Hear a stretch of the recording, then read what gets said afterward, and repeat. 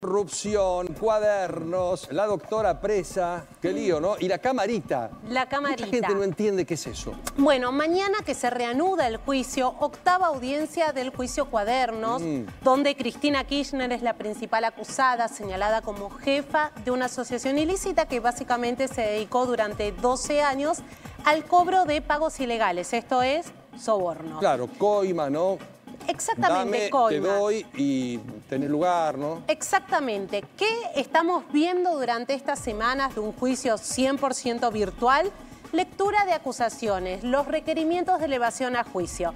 Es decir, aquello que firmó el Ministerio Público Fiscal donde se explica qué se investigó y qué delitos cometieron cada uno de los acusados. Mañana vamos a empezar con un requerimiento de elevación a juicio a escuchar la lectura del mismo, incómodo para Cristina Kirchner, denominado como la camarita. ¿De qué se trata? De las acusaciones de las coimas pagadas alrededor de la Cámara de la Construcción que presidía Carlos Wagner. Claro, que fue el que confirmó, más allá del señor Centeno, exactamente, el que dio a conocer cómo era el procedimiento de este gran curro, ¿no? Exactamente. Camarita, ¿por qué? Ahora te voy a contar el paso a paso. Porque era un grupo reducido de empresarios que ellos decidían, por fuera de los procesos licitatorios, adjudicarse las obras. Claro. Y en función del costo de las obras se establecía cuál era la coima que iban a pagar. Ahora te cuento eso.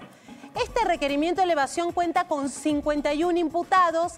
Hay 191 cohechos activos y pasivos investigados. ¿Cohechos son coimas? Coimas, el activo es... Exactamente. Entienda, yo te doy y vos aceptás. El activo es quien paga la coima y el pasivo es quien la recibe. Cristina Kirchner tiene 191 hechos de cohecho pasivo atribuidos en este tramo, 3 confesiones centrales y ahora te cuento por qué. La primera de ellas es la de Carlos Wagner, el expresidente de la Cámara de la Construcción. Él le dio a la justicia un detalle de cómo funcionaba la camarita. Las empresas integrantes de la camarita se disputaban cuál sería la adjudicataria de una determinada licitación. Es decir, no importa el proceso licitatorio. No, claro, claro. No importa el llamado tocaba, público. Tac. La querés vos, quiere Rabanal esta obra, la quiere Fercarolé, y se distribuían entre ellos y se iban turnando para que no sea tan evidente y para que todos terminen ganando. Siempre con el peaje de por medio. Exactamente.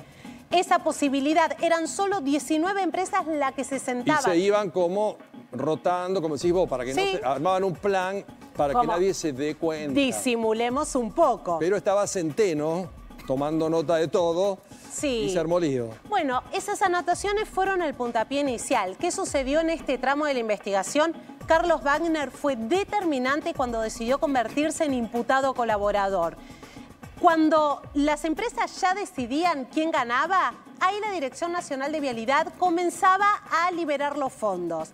Si había un anticipo de financiero, ahí se pagaba del 3 al 20% de coimas. Si no había anticipo financiero, se establecía otro mecanismo. Mira, el anticipo financiero se iba todo al funcionario. El IVA, que quedaba retenido y que correspondía pagar a la AFIP, a los 30 y 60 días se iba utilizando para iniciar la obra. Con eso iniciaban, claro. Con eso iniciaban. Dios mío. Pero el detalle de cómo el mecanismo, de cómo funcionaba la camarita, lo dio en su momento Carlos Wagner y también el financista K, como solemos decirle, que es Ernesto Clarence.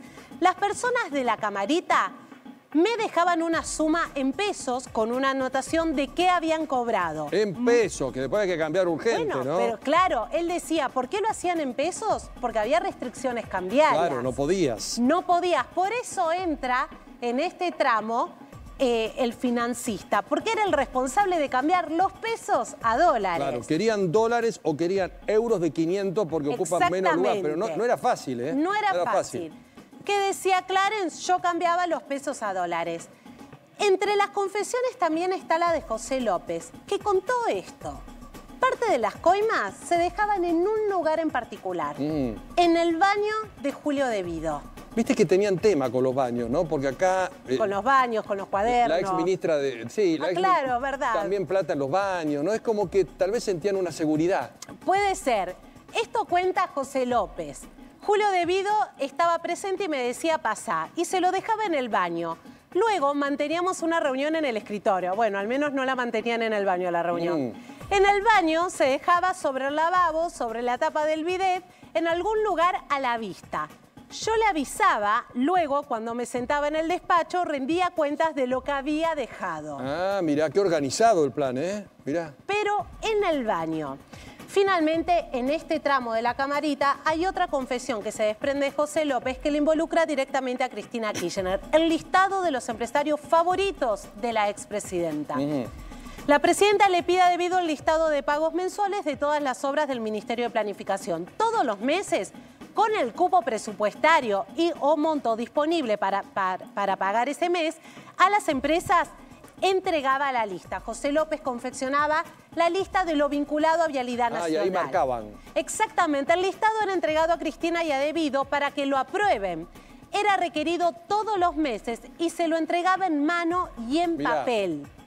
A cada uno por su lado. La presidenta se fijaba los montos que debían cobrar básicamente Austral, de las Baez, CPC, Cristóbal López, Electroingeniería, Ferreira, a toda gente conocida, ¿no? Y JCR Relats. Acá te hago un punto. Cristóbal López y Baez eran los principales inquilinos de la inmobiliaria Los Sauces, de la familia Kirchner, investigada por lavado de dinero. Baez además administraba 3 hoteles de la familia Kirchner. JCR Relats manejaba el hotel Boutique de Cristina Kirchner, Casa Patagónica Los Sauces. Qué de coincidencia, ¿no? Dios mío. Bueno, el listado favorito de Cristina Kirchner, todo esto se va a comenzar a escuchar, a leer a lo largo de estas próximas semanas. Y esto sigue mañana. Esto sigue mañana, 13:30, jueves, 9 de la mañana, y así hasta el 18 de diciembre. El tribunal tiene que tomar una decisión. ¿Dónde sigue esto, no? Si esto sigue virtual o si esto va a pasar a la modalidad presencial. Hemos cumplido un mes desde que este juicio empezó. Gracias, Lu, querida. Ya vuelvo con vos. Bueno, vamos a hablar un poquito de fútbol, reforma laboral. Reforma laboral. ¿Qué hacemos con todo esto, no? Porque no escucho el gobierno muy cerrado, es esto, y los de afuera ninguno con propuestas para que uno diga, che, qué buena, la de la CGT, la de la CTA, la del gremio no sé cuánto, poco. La CGT se queja.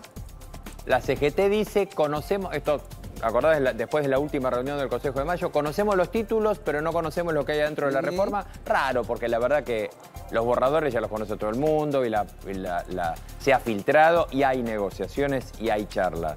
Paulo, no es que no se ha hablado la cuestión. Tantos años sin esto que lo venimos pidiendo, algunos se podría lucir y decir, che, mira, presento esto, qué bueno, qué fantástico. Sí. Críticas, cortes. Mañana Beliboni anoche me dijo el 9, hacemos un corte. Aguiar me dijo, hacemos un paro preventivo. Siempre lo mismo, ¿no? Siempre lo mismo. Sobre todo, acaba de mencionar 2 puntos que son esenciales. Beliboni. Beliboni no tiene mucho que ver con la reforma laboral porque ninguna de las actividades que están abajo de la gente que lo sigue a Beliboni está metido dentro de ningún contrato de régimen de contrato de trabajo. Exacto. Y el segundo punto es lo que pasa con ATE, con el empleo público, en el Estado, que esto tampoco va a avanzar. Esto no le influye. No, no le influye. Por lo tanto, la verdad es que, perdón que lo diga, pero cacarean desde afuera frente a un tema que no tiene absolutamente nada que ver. A ver, mañana va a haber un proyecto final, según lo que se promete, que se va a presentar dentro del ámbito del Consejo de Mayo. Consejo de Mayo que se termina, ya está en sus últimas reuniones. De hecho, se presenta este proyecto y te diría que ya no tiene mucho más objetivos, por lo menos por ahora, marcados. ¿Faltan consensos? Sí, claro que falta consenso, porque falta, a ver, independientemente de esta gente que está hablando y que no tiene ni arte ni parte con esto, sí faltan los consensos con la CGT. Hay que ver el tema de cuáles son los puntos que hay con relación a, en primer lugar, baja de aportes patronales y nuevas contrataciones. ¿Por qué, básicamente?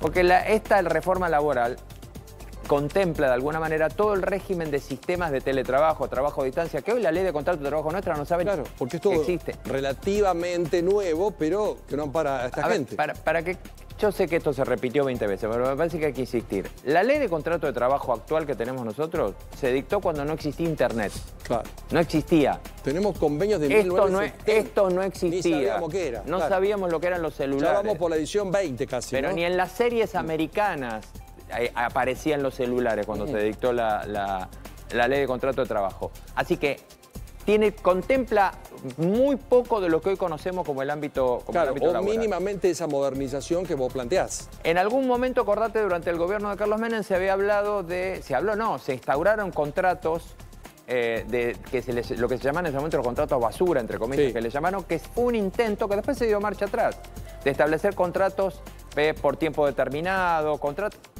Hoy un chico que trabaja en Argentina para afuera y provee para afuera servicios tecnológicos, que hay mucho y Argentina exporta mucho, no tiene ámbito de contratación legal que lo contemple. Tiene que trabajar directamente con el exterior. Eso va a ser todo nuevo. Bueno, eso es lo que se presume que es todo nuevo. Eso es lo que la CGT todavía no sabe lo que es la letra, pero sigue oponiéndose en muchos de los casos. El tema del aporte sindical en estos casos también. Pero una cosa, y con esto te cierro, antes de decirte cómo están los pronósticos para esta cuestión. La ley de contrato, todos los regímenes de contrato de trabajo que tenemos en Argentina en este momento, cubren al 25% de los trabajadores argentinos. O sea, el resto están todos afuera. Que está todo afuera. El resto está todo afuera, porque son empleados públicos o porque están dentro de otros contratos o porque están en negro. No son clientes de la CGT, para decirlo en estos términos. Bueno, ahí va a estar el debate, puede demorarse la votación y la verdad que toda esta discusión va a demorar un tiempo más y como te dije... ¿Vos lo ves cruzando la frontera de enero? A ver, hasta el 30 de enero, hasta el 30 de diciembre hay sesiones. No creo por los tiempos que dan de que esto se pueda votar antes. Exacto. Después viene todo un mes. Ojalá que no. Pero la sensación y la historia te dice que durante enero no traes al Congreso a trabajar ni locos. Que vengan de afuera todos, ¿no? A los legisladores en una época les gustaba mucho el Caribe. Traerlos del Caribe costaba mucho. Va a costar, exactamente. Ahora... ¿Cuánto se podría volver? Y calcular que a partir de febrero, y yo calculo que los primeros consensos se van a ver a partir de ahí.